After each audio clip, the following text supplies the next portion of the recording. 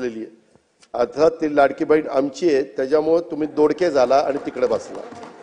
त्यामध्ये समोरच्या बाकावरून कठोर उपाययोजना करा, लोकांना खुश करण्यासाठी आश्वासन देऊ नका।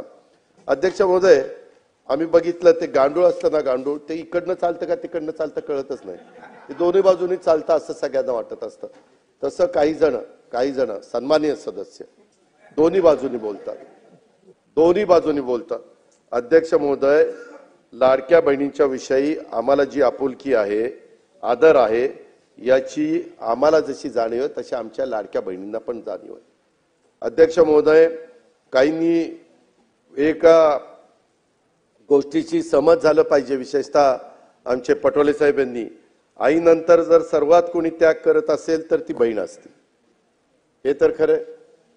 बापाचं पण प्रेम जास्तीत जास्त मुलीवर असतं पोरापेक्षा, आणि त्यामुळं भावावर तिची खूप माया असते। भाऊ कठीण परिस्थितीत असेल तर तिला त्याच्या काळजी असते, आणि त्यामुळे ती कधी त्याच्या भावाला अडचणीत आणण्याची मागणी करत नाही।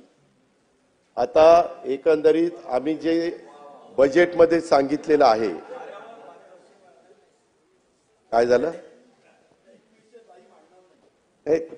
5 वर्ष वडेट्टीवार साहेब, जाहीरनामा किती पुढच्या 5 वर्षाचा असतो ना, 5 वर्षाच्या करता आम्हाला 5 वर्षाकरता निवडून दिले, आम्ही हे देणार आहे। आम्ही कधीच कोणी नाही म्हणलं नाही, मुख्यमंत्री नाही म्हणले नाही, एकनाथ नाही म्हणले नाही, आदिती नाही म्हणले नाही। तुम्ही तर कोर्टात गेला होता, काहीतरी म्हणले ते बंद करा। काही जण म्हणले चुनावी जुमला आहे। चुनावी जुमला असताना काल होळीला 3000 रुपये दिले, ही गोष्ट लक्षात ठेवा। आणि मी सभागृहाला एक गोष्ट सांगू इच्छितो की एकंदरीत ही योजना आणत असताना अध्यक्ष महोदय 2 GR आहेत। पहिला GR निघाला होता, नंतर आम्ही ते 60चं 65 केलं आणि दुसरा GR काढला। त्या संदर्भामध्ये हे सरकार गरीब घटकाच्या करताय।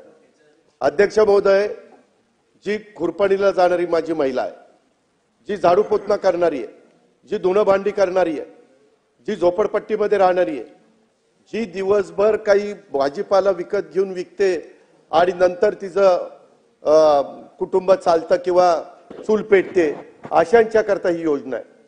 त्या संदर्भामध्ये आमच्या घाई गडबडीत काही भगिनी ज्यांची आर्थिक परिस्थिती चांगली आहे, अशा काही लिस्ट मध्ये आल्यात। आम्ही त्यांना विनंती केलेली, मागे पंतप्रधानांनी पण ज्यांची परिस्थिती चांगली आहे त्यांनी उजाला गॅसचा फायदा